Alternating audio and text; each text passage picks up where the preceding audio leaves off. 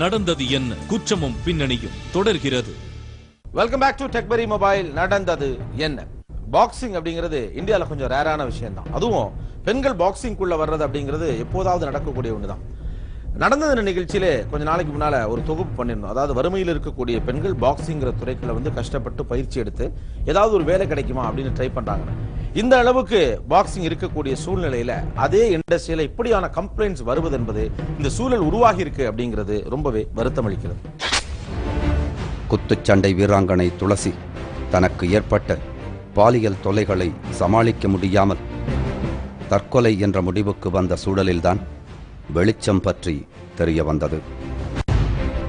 வெளிச்சம் மகளிருக்கான பிரச்சனைகளை அணுகும் ஒரு தன்னார்வ தொண்டு நிறுவனம். அதன் நிறுவனர் ஷெரீனை அணுகினார் துளசி. துளசி வந்து சொன்ன உடனே அதுக்கு பிறகு ஒரு 2 கேர்ள்ஸ் வராங்க, அதுக்கு பிறகு ஒரு பொண்ணு வரா. இப்படி தொடர்ந்து பார்த்தீங்கன்னா என்கிட்டே வந்து பர்சனலாக கருணாகரன் வந்து என்ன செக்ஷுவலாக மிஸ்யூஸ் பண்ணியிருக்காரு, என் கூட படுக்கலைன்னா நான் 10 பேரை வச்சு உன்னை நான் ரேப் பண்ணிடுவேன் அப்படின்னு சொல்லி என்னை படுக்க வச்சாரு. ஆனால் நான் வெளியில் வந்து சொல்ல முடியாது, மீடியாவில் வந்து என்னுடைய முகத்தை காட்ட முடியாது, ஆனால் நிச்சயமாக நான் வந்து டிபார்ட்மெண்ட்டில் அந்த வாக்குமூலத்தை நான் ரகசியமாக நான் கொடுக்குறேன் அப்படி சொல்லி இது பல பெண்களுடைய பிரச்சனை சம்பந்தமாக நம்ம ஆய்வு பண்ணிட்டு இருக்கிற நேரத்தில் பள்ளிக்கூட மாணவர்கள் இதில் பயன்படுத்தப்பட்டிருக்காங்க அப்படின்றது ஒரு வலியான ஒரு விஷயம் கூட. கருணாகரனுக்கு எதிராக பாலியல் குற்றச்சாட்டு வழக்கினை வேப்பேரி காவல் நிலையத்தில் பதிவு செய்துள்ளார் துளசி. குத்துச்சண்டை வீராங்கனை துளசி அவர்கள் சில நாட்களுக்கு முன்னாடி வேப்பேரி காவல் நிலையத்தில் வந்து ஒரு புகார் கொடுத்தாங்க.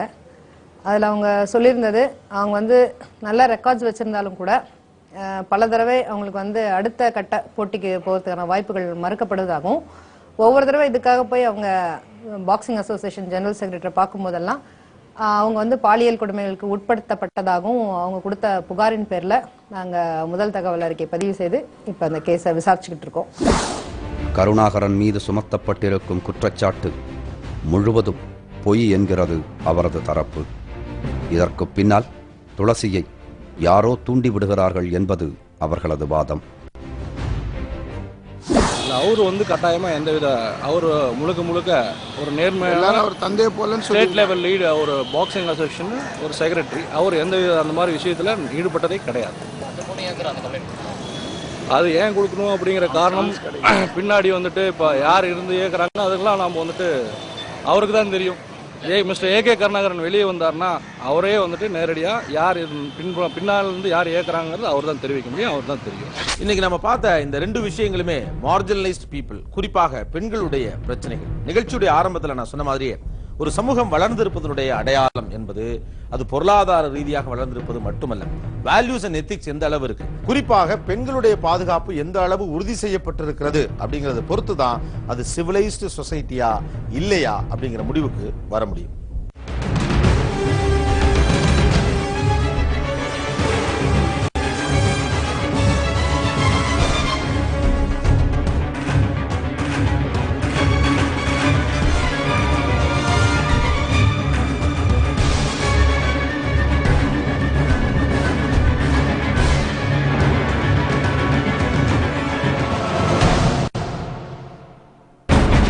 இந்த நிகழ்ச்சி குறித்த உங்களது கருத்துக்களையும் நடந்தது என நிகழ்ச்சியில் இடம்பெற வேண்டும் என நீங்கள் கருதும் விஷயங்கள் குறித்தும் எங்களுக்கு தெரிவியுங்கள். தொடர்பு கொள்ள வேண்டிய முகவரி எக்ஸிகியூட்டிவ் ப்ரொடியூசர் நடந்தது என்ன, Vijay TV, post box number 8484, Chennai 34. Email மூலம் எங்களை தொடர்பு கொள்ள netvshow@gmail.com. ஒரு பெரிய ஹாலிவுட் படத்தில் இருக்கக்கூடிய கிராபிக்ஸ் காட்சிகளோட பயங்கரமாகவும் அதிர்ச்சியாக வந்துச்சு. இந்த ஜப்பான்ல வந்த சுனாமியினுடைய பாதிப்புகளை பார்க்கிறப்போ நாம ஒரு சுனாமியை சந்திச்சு அதனுடைய பாதிப்புகள்ல இருந்து இப்பதான் மீண்டு இருக்கோம். பட் இப்படி ஒரு இயற்கை பேரிடர் ஏற்பட்டா அதை சந்திக்கக்கூடிய அளவு நம்ம தயாரா இருக்கமோ, அந்த ஆபத்துகள்ல இருந்து தப்பிச்சுக்கக்கூடிய அளவு நம்மகிட்ட இப்ப மெக்கானிசம் இருக்கா அப்படிங்கிற ஒரு பெரிய கேள்வி இருக்கு. இது பற்றிய ஒரு தீவிரமான அலசல். மீண்டும் நாளை சந்திப்போம். நன்றி, வணக்கம்.